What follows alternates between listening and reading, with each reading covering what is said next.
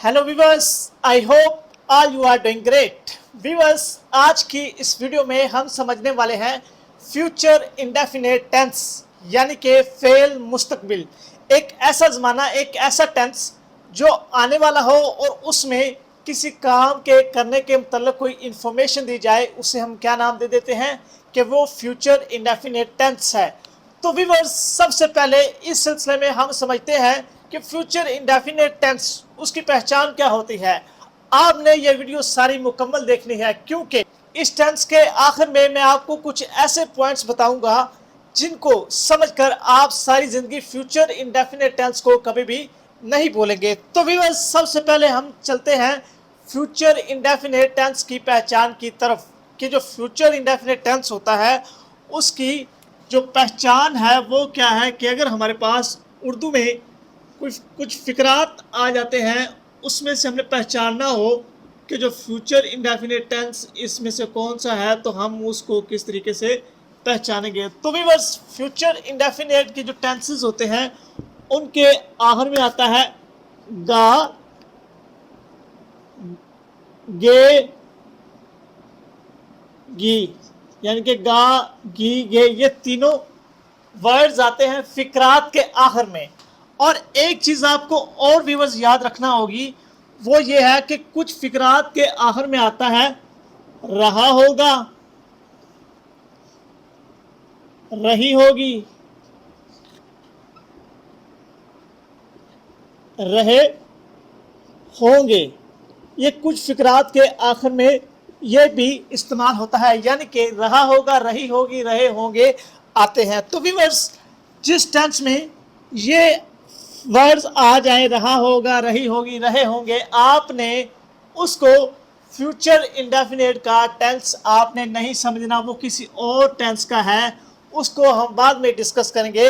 इस वक्त सिर्फ हम फ्यूचर इंडेफिनेट के टेंस को ही समझ रहे हैं। तो व्यूअर्स, फ्यूचर इंडेफिनेट के टेंस में सिर्फ आखिर में आ जाएगा गा, गी, गे। मिसाल के तौर पर मैं यहाँ उसका फिक्रा लिखता हूँ, हम लाहौर जाएंगे। अब इस फिक्रे के आखिर में क्या आ रहा है, गे, तो ये किसका हो गया, ये हमारे पास फ्यूचर इंडेफिनेट का हो गया। वो दरवाज़ा खोलेगा, इसके आखिर में गा आ रहा है, तो ये हमारे पास किसका हो गया, ये हमारे पास फ्यूचर इंडेफिनेट टेंस का हो गया। क्योंकि हमने पढ़ा है कि जिस सेंटेंस के आखिर में गा, गी और गे आ जाए वो हमारे लिए कौन सा होता है, वो फ्यूचर इंडेफिनेट टेंस का फिक्रा होता है। तो व्यूअर्स, ये थी इसकी पहचान। अब इसके बाद हम चलते हैं कि जो फ्यूचर इंडेफिनेट टेंस है उसको बनाने का तरीका क्या है। आप सब जानते हैं कि हर टेंस को तीन तरीकों से बनाया जाता है। उसमें पहले नंबर पर सिंपल यानी कि सादा, दूसरे पर नेगेटिव यानी कि मनफी, और तीसरे पर इंटेरोगेटिव यानी कि सवालिया तरीकों के तौर पर बनाया जाता है। तो अब हम आ जाते हैं कि सबसे पहले हमारे पास जो सिंपल यानी कि जो सादा सेंटेंसेस होते हैं, सादा जुमले होते हैं फ्यूचर इंडेफिनेट के, उनको हम किस तरीके से बना सकते हैं। तो व्यूअर्स, सिंपल जो फ्यूचर इंडेफिनेट के टेंसेस होते हैं उनको बनाने का तरीका ये है कि सब्जेक्ट, उसके बाद हमारे पास विल या शैल, इन दोनों में से एक आएगा।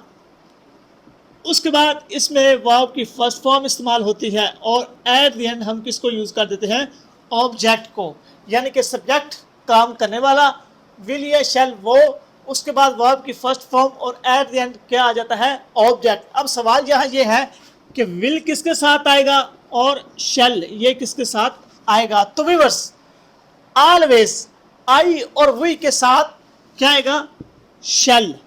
आई और वी के साथ क्या आएगा, शैल। उसके अलावा जितने भी सब्जेक्ट्स हों, सिंगुलर हों, प्लूरल हों, उनके साथ क्या आएगा, विल। आपको समझ आ गई होगी कि आई और वी के साथ हम क्या लगाते हैं, शैल। उसके अलावा जितने भी हमारे सब्जेक्ट्स हों उनके साथ हम क्या लगाएंगे, विल। अब हमारे पास इसके कुछ फिक्रात हैं। मिसाल के तौर पर पहला है वो क्रिकेट खेलेंगे। अब इसमें आने वाले वक्त के मुतालिक इंफॉर्मेशन दी जा रही है कि वो क्रिकेट खेलेंगे। अब इस सेंटेंस में हमारे पास सब्जेक्ट क्या है, कौन है, खेलने वाला कौन है, वो हमारे पास वो है, ये हमारे पास क्या है, सब्जेक्ट। तो फार्मूले के मुताबिक हम सबसे पहले क्या लगाएंगे, सब्जेक्ट। सब्जेक्ट हमारे पास वो की इंग्लिश हमारे पास क्या है, दे। उसके बाद हम क्या करेंगे, उसके बाद हम विल या शेल लगाएंगे। हमने पढ़ा था कि अगर आई और वी होगा तो उसके साथ शेल, उसके अलावा जितने भी सब्जेक्ट्स हैं उनके साथ क्या आएगा, विल। तो हम यहाँ फिर क्या लगाएंगे, विल, दे विल। उसके बाद हम वर्ब लगाएंगे, एक्शन लगाएंगे, काम लगाएंगे। अब इसमें वो क्या करेंगे, खेलेंगे। उनका एक्शन क्या है, वर्ब क्या है, वो है खेलना। तो यहाँ हम क्या करेंगे, दे विल प्ले। खेलना की इंग्लिश हमारे पास क्या आती है, प्ले। They will play. आगे हमने ये देखना है कि उनका ऑब्जेक्ट क्या है, वो क्या खेलेंगे, वो क्रिकेट खेलेंगे। तो क्रिकेट इस सेंटेंस में हमारे पास क्या आ गया, ऑब्जेक्ट। तो हम यहाँ क्या लगा देंगे, दे विल प्ले क्रिकेट, के वो क्रिकेट खेलेंगे, क्योंकि क्रिकेट इसमें हमारे पास क्या है, ऑब्जेक्ट। इसके बाद नंबर सेकंड पर हम आ जाते हैं। हम स्कूल जाएंगे। अब व्यूअर्स इस सेंटेंस में हमारे पास सब्जेक्ट कौन है, हम। स्कूल जाने वाले हम हैं। तो सबसे पहले हम क्या लगाएंगे, हम की इंग्लिश वी। उसके बाद हम क्या करेंगे, उसके बाद हम विल या शैल लगाएंगे। अब हम देखेंगे कि जो सब्जेक्ट है वो आई और वी में से है। जी हाँ, बिल्कुल है, क्योंकि वी उसमें से आ गया। तो वी के साथ हमने पढ़ा था क्या लगेगा, शेल। तो हम यहाँ क्या ऐड करेंगे, वी शेल। आगे उसके बाद हम क्या करेंगे कि वर्ब की फर्स्ट फॉर्म, एक्शन, काम, उसको ऐड करेंगे। तो हम क्या करेंगे, जाएंगे। हमारा एक्शन क्या होगा, जाना। तो जाना की इंग्लिश हमारे पास क्या होता है, गो। और इसकी फर्स्ट फॉर्म गो या तो गो वैसे का वैसे आ जाएगा, वी शैल गो। अब हमारा ऑब्जेक्ट क्या है, हम कहाँ जाएंगे, we shall go to school. तो स्कूल हमारा क्या है, ऑब्जेक्ट। तो व्यूअर्स आपको समझ आ गई होगी कि इसका जो सिंपल टेंस होता है उसमें सबसे पहले हमने सब्जेक्ट, उसके बाद हमने विल या शैल, इन दोनों में से एक, उसके बाद हमने वर्ब की फर्स्ट फॉर्म, और एट द एंड हम किसको ऐड कर देते हैं, एट द एंड हम ऑब्जेक्ट को ऐड कर देते हैं। ये थे हमारे सिंपल। इसके बाद हमारे पास इस टेंस के नेगेटिव यानी कि मनफी जुमले आ जाते हैं। अब वो बहुत ही आसान है। उसमें हमने क्या करना होता है, सब्जेक्ट हमारा वैसे का वैसे आएगा। उसके बाद हम विल या शैल ये लगाएंगे, ठीक है जी। उसके बाद हम एक तब्दीली करेंगे कि विल या शैल के फौरी बाद हम नॉट लगा देंगे, क्योंकि ये मनफी है। तो हम विल या शैल के फौरी बाद क्या लगा देंगे, नॉट लगा देंगे। उसके बाद हम वर्ब की फर्स्ट फॉर्म और ऑब्जेक्ट वैसे का वैसे हम ऐड कर देंगे। तो व्यूअर्स इसमें इजाफा सिर्फ सिंपल की निस्बत यहाँ नॉट का हो रहा है, तो हम बाद में नॉट को ऐड कर देंगे। मिसाल के तौर पर हमारे पास मनफी का जुमला है, तुम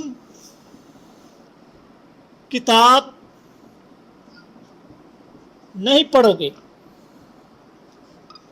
अब इसमें मुस्तकबिल में आने वाले वक्त में काम के ना करने के मतलब बात की जा रही है। तो सबसे पहले हम देखेंगे कि इसमें सब्जेक्ट कौन सा है। तो सब्जेक्ट हमारे पास कौन सा है, तुम, यू, क्योंकि किताब यू ने नहीं पढ़नी, तो ये हमारे पास क्या है, ये हमारे पास सब्जेक्ट है। तो सबसे पहले हम क्या लगाएंगे, यू। आगे उसका आगे हम देखेंगे कि विल लगेगा या शैल। हमने पढ़ा था कि आई और वी होगा तो शैल, अदरवाइज हम क्या लगाएंगे, विल। तो यहाँ ये यू है तो हम क्या लगा देंगे, यू विल। उसके बाद फार्मूले वाला नॉट वैसे का वैसे आ जाएगा। उसके बाद हम क्या करेंगे, हम देखेंगे कि इसमें उनका वर्ब क्या है, एक्शन क्या है, वो है पढ़ना। पढ़ना की इंग्लिश हमारे पास क्या है, read. You will not read. आगे क्या नहीं पढ़नी है, वो है किताब। तो किताब हमारे पास क्या हो गया, ऑब्जेक्ट। यानी कि हमने नॉट को यूज़ किया और बाकी फार्मूला वैसे रहा और हमने मनफी को बना लिया। मिसाल के तौर पर अब हमारे पास एक और आगे फिक्र आ जाता है, मैं लाहौर नहीं जाऊंगा।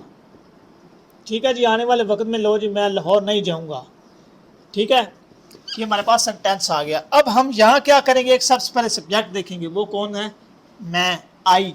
तो सबसे पहले आई आ जाएगा। उसके बाद हमने देखना है कि आई के साथ हेल्पिंग वर्ब कौन सा यूज होगा। हमने पढ़ा था कि आई और वी के साथ ऑलवेज शैल यूज होगा, तो यहाँ आई के साथ क्या आ जाएगा, शैल, आई शैल।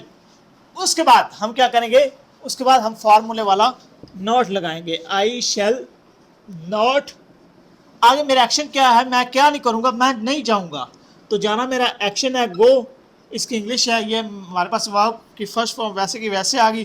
कहाँ नहीं जाऊंगा, ऑब्जेक्ट क्या है, वो है Lahore, I shall not go to Lahore.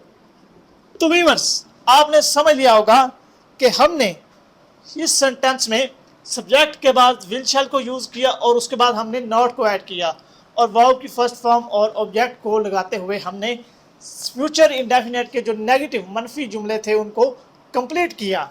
तो व्यूअर्स इसके बाद हमारे पास आ जाते हैं इसके इंटेरोगेटिव यानी कि सवालिया जुमले। अब सवालिया को बनाने का क्या तरीका है कि सबसे पहले हमारे पास इसके हेल्पिंग वर्ब विल या शैल ये सबसे पहले आ जाएंगे।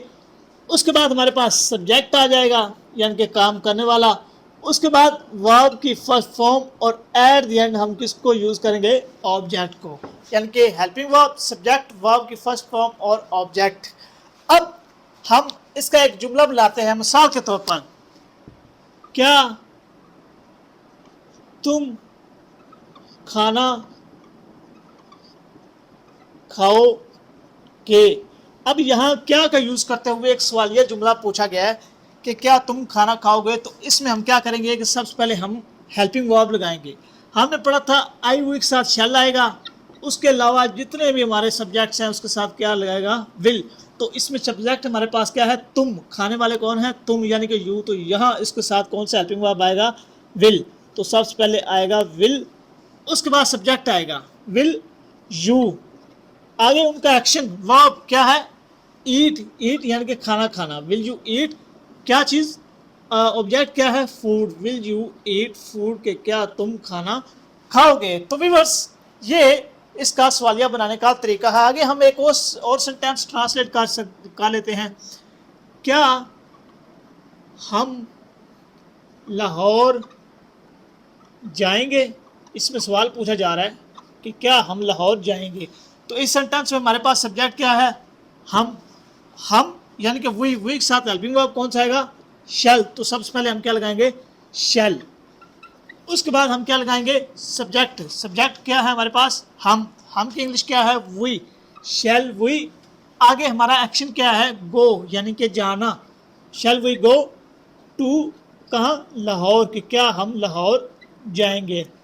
तो व्यूअर्स सवालिया टेंसेस में आपको एक चीज़ पहचान में ज़रूर रखना होगी कि जब भी सवालिया टेंसेस आएंगे उनके आप आखिर में ये क्वेश्चन मार्क लाजमी लगाएंगे। अगर आप क्वेश्चन मार्क्स नहीं लगाते तो ग्रामर की रूह से ये आपके सेंटेंस गलत होंगे।